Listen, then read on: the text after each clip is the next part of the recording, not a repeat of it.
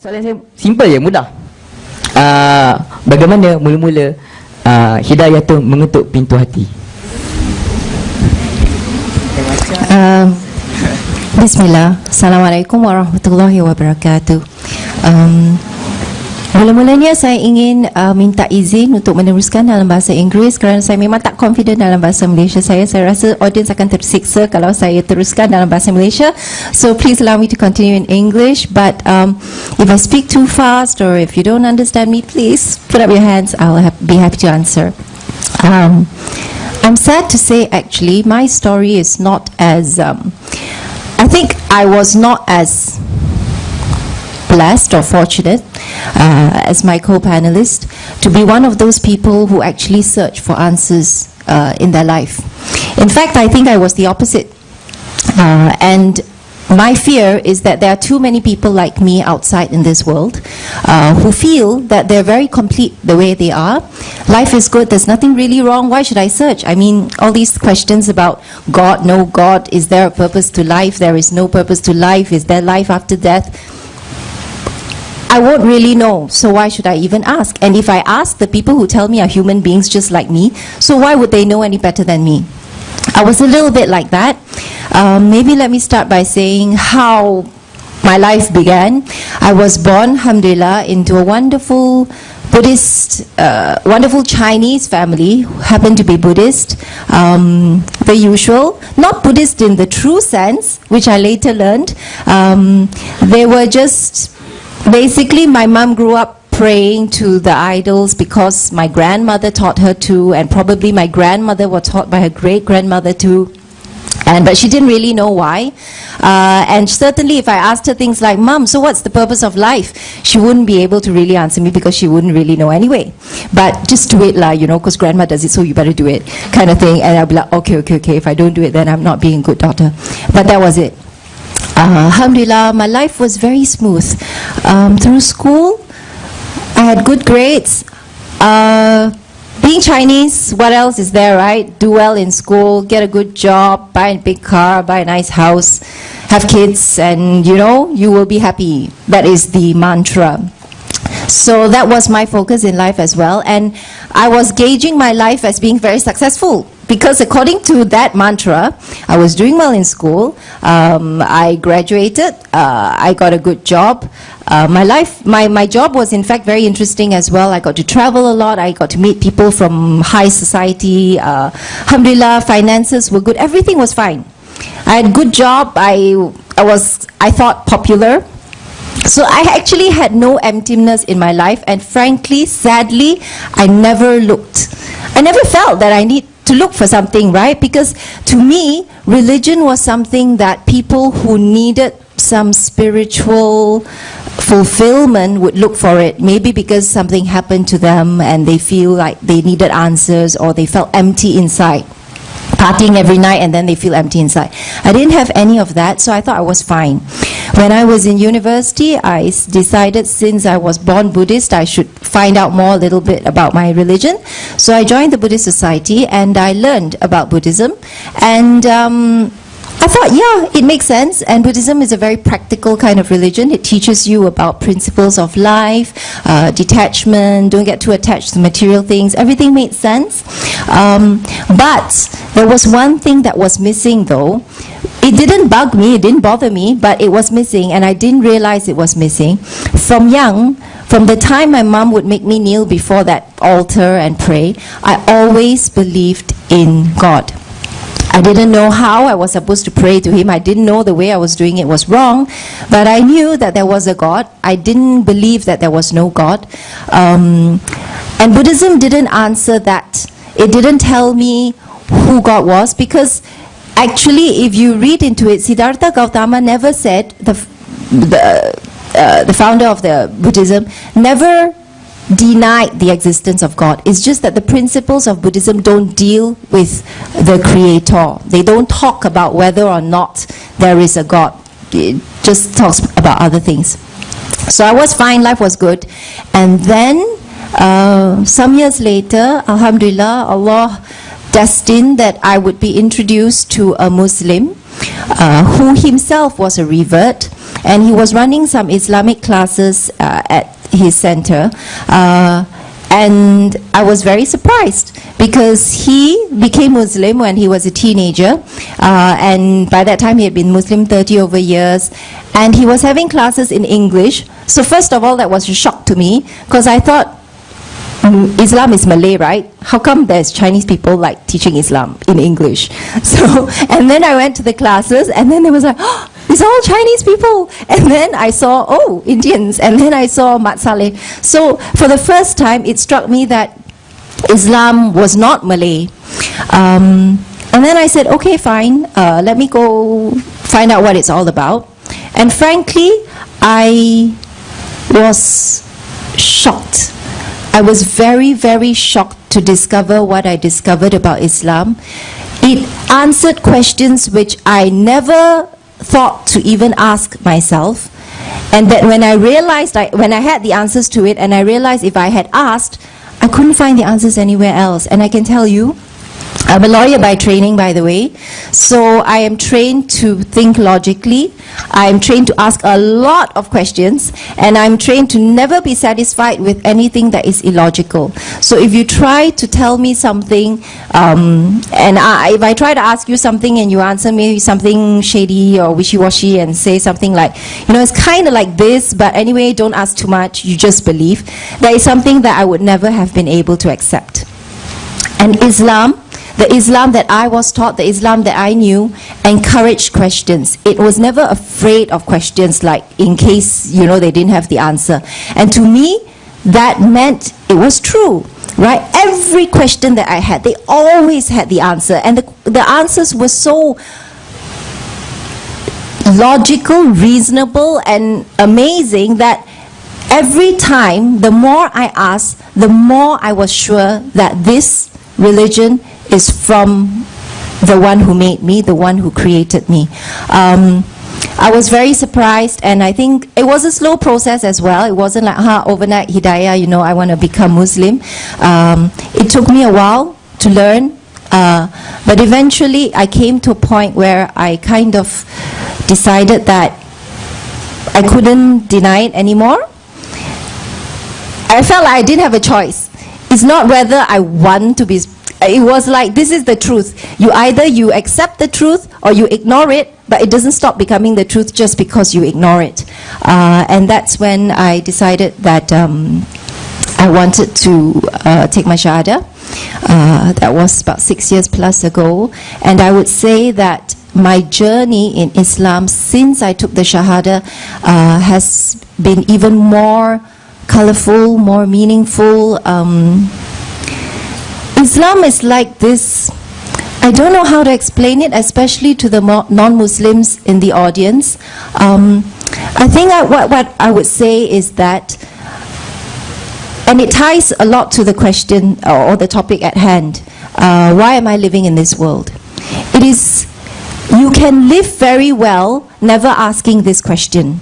And there are many people in this world who are, I wouldn't say blessed, it can actually be a curse actually. They're blessed with so much, they never have to ask this question. But I think in the last few days we've had a very big reminder, and that reminder is really the one that makes us realize we should ask this question, and that is death. We have to know why we're living in this world, because we will not continue living in this world forever. That is a fact.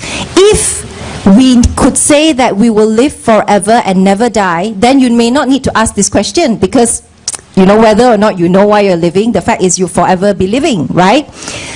But if you know that it's not going to be forever, and that is death.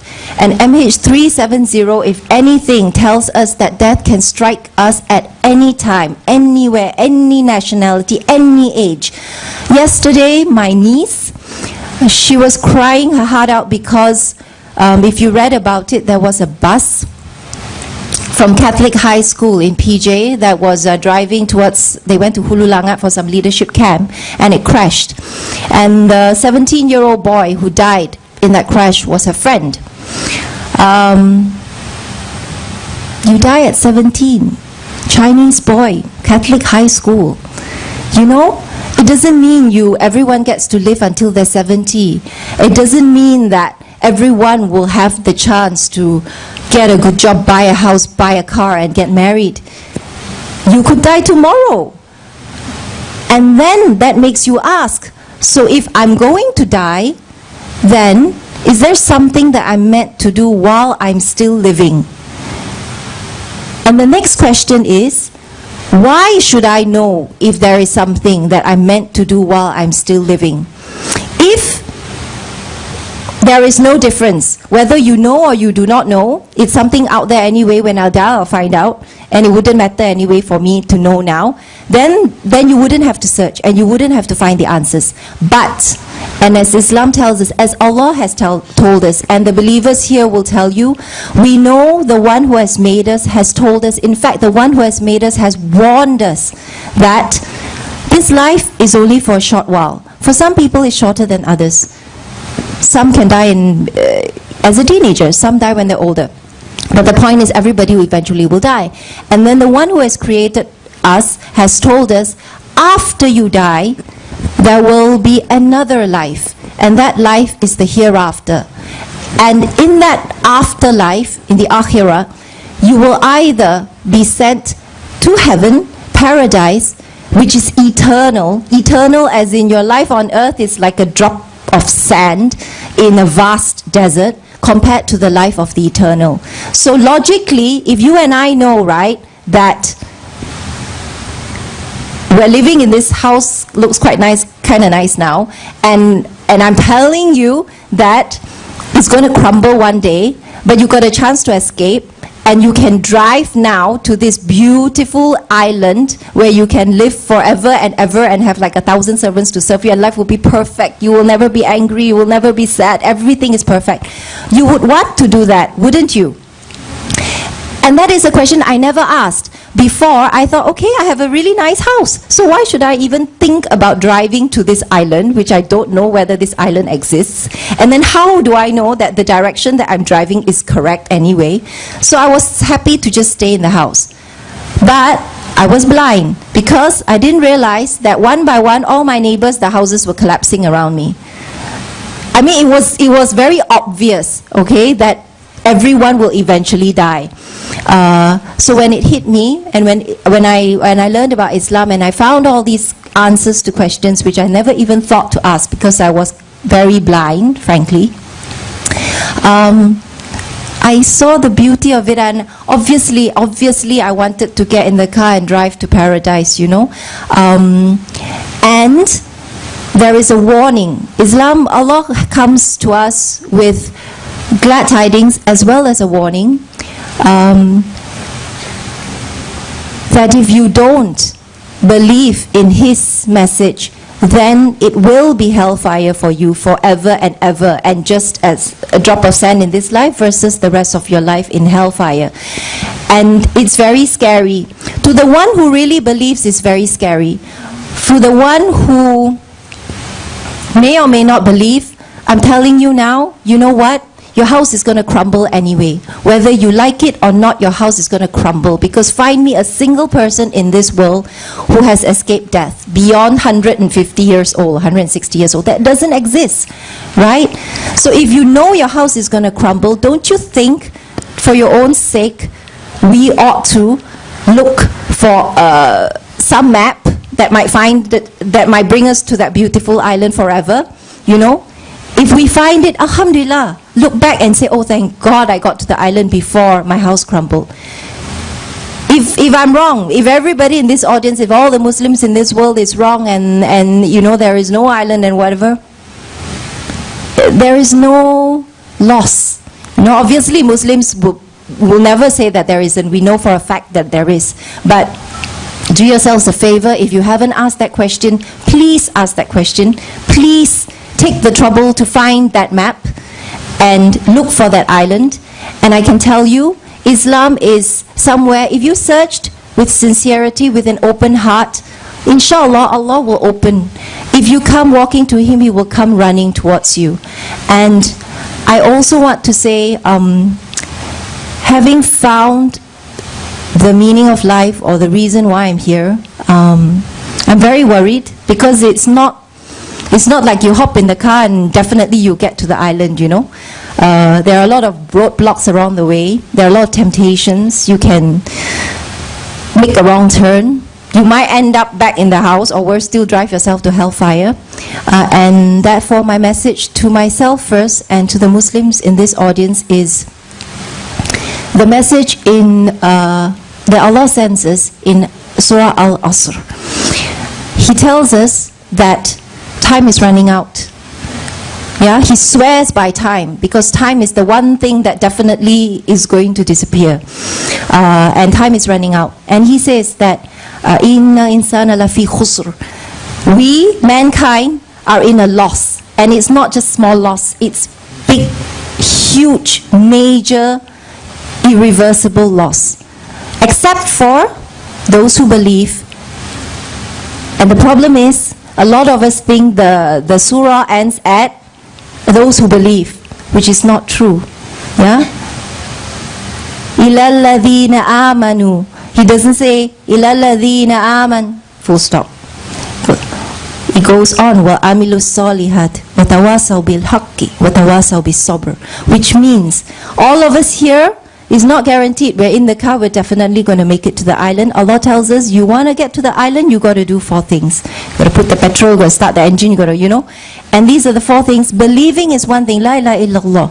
But the other thing that I want to remind myself first, and I really hope that I will stay on the right track until I die. Secondly, amilus solihat, do good deeds. And doing good deeds doesn't mean just going to the masjid to pray. Yes, alhamdulillah, that is the shield, that is what protects us, salah. But certainly it is not the end of it. And good deeds, mashallah, Allah has told us so many. He's given us the kitab to tell us all the kind of things that He considers as good deeds. Salam, smiling to your parents, being a good daughter, being a good son, being kind to your friends, picking up rubbish from the road, all of this is righteous good deeds. But we have to do it. We have to do it every day because there's 4 conditions. It's not just one condition. La ilaha illallah, full stop. Thirdly, He tells us, وَتَوَاصَوْا بِالْحَقِّ, calling others to the truth. And this is something that I feel really sad about because as a revert, I feel that when Allah gave me hidayah, He gave me this huge blessing that there is nothing in this world that can compare to it. If He did not have mercy on me and guide me to Islam, I would be lost forever. And I am sad to say, until that day that I went to meet that person, the Muslim, Revert, who taught me about Islam, nobody ever taught me about Islam. I had many friends. I had a lot of Muslim friends. Yeah, maybe not too many, but enough. Not a single one told me what Islam was. I did not know about Tawheed. Nobody told me don't pray to the idols. Nobody told me that there is only one God. Nobody told me I had a chance to get to paradise, and if I didn't believe that I would go to hell, nobody warned me. And that is something we as Muslims must remember. Third condition, calling others to the truth. It is a condition. It's not, if you like it, do it. If you don't like it, that's fine. It's not. Yeah, it's an obligation. And I would encourage all of us here today, those of us who have that gift, it is very selfish to keep the gift to yourself and not share it with others.